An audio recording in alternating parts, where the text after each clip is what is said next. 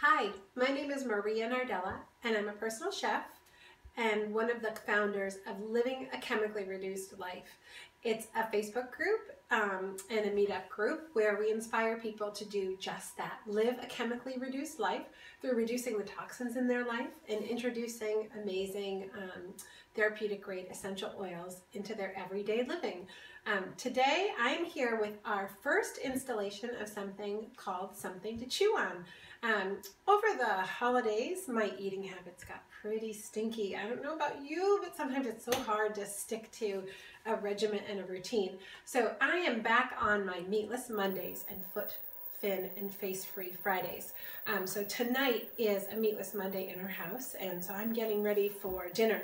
I'm going to make a massaged kale salad tonight with mango and cashew and a little bit of goat cheese on top of that, and that's going to be a really great dinner, maybe with some broth or soup, and that's it. So anyway, I'm going to make the balsamic vinaigrette for my massaged kale salad, and this recipe was inspired by my wonderful dear friend Anne. She made it for years when we catered together, and I never saw a written recipe for it. Annie, forgive me if you had one. I swear I never saw it. So a couple years ago I did set out to sort of try and emulate it as best as I can with my own ingredients and measurements. So here we go. Let's take a crack at it. We are going to start with 1 cup of balsamic vinegar, and use a good quality balsamic vinegar. You know, you're not buying just a jarred bottle of dressing from the grocery store, so this in the end should cost you a little less than what you would buy a jarred bottle with. So use good quality ingredients. So 1 cup of balsamic vinegar, 1/4 cup of orange juice. You could freshly squeeze an orange if you want, or I just happen to have some orange juice in the refrigerator. Next up is 1 tablespoon of Dijon mustard. And if you don't have one of these great spatulas at home, I encourage you to get one. They're great for getting all of the ingredients out of the containers. Next is a tablespoon of maple syrup.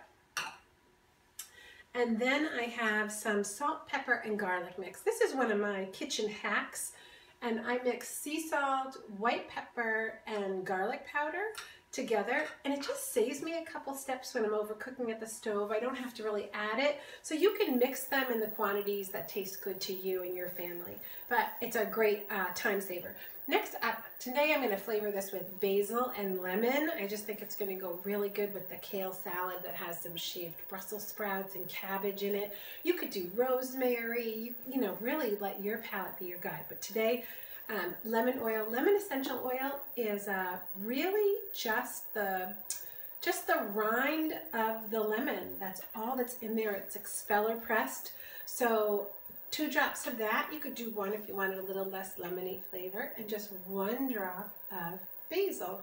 Now the reason for the essential oils, especially this time of the year, is I'm in New England and I can't get organic fresh basil in the grocery store. So I don't want to compromise and buy something that maybe I wouldn't like. Plus I'm not using a ton of basil this time of the year, so it would just go bad in the refrigerator. So ultimately just a waste of money for me. The lemon also, if I don't have a use for the lemon juice, I grate the lemon, and then next thing I know I have this dried, shriveled up lemon in my refrigerator that, again, just kind of a waste of money.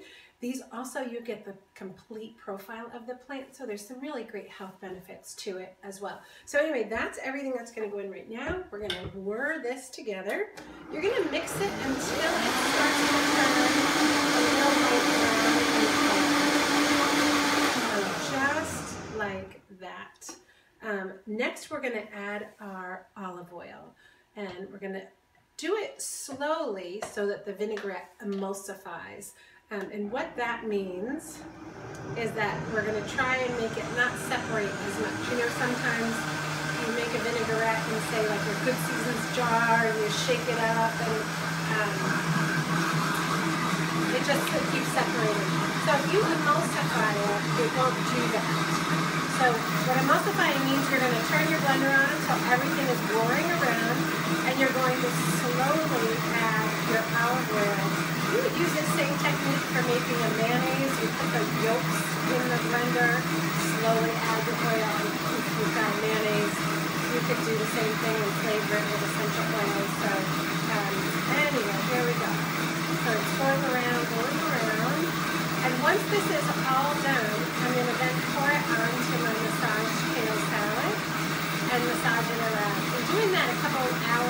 before we're going to eat it. Helps to break down the kale fibers so it's a little more palatable and easier on your digestive system. And why make your own vinaigrette? I mean, this little bottle of vinaigrette here that we're making is going to be way more than just a dressing for a salad. Later on in the week, I'm going to use it to marinate some steak or some fajitas. I can also use it to marinate some chicken.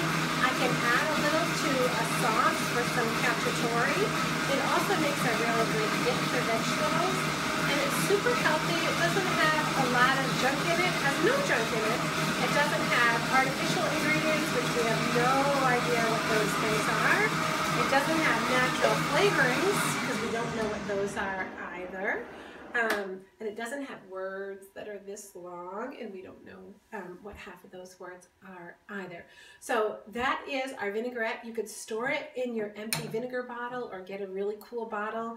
Like I said, this has so many uses. Store it in your refrigerator and enjoy. We hope that you enjoyed this little version of something to chew on. I'm going to start massaging my salad now. Thanks for tuning in and have a great day. Remember to eat well and live happy.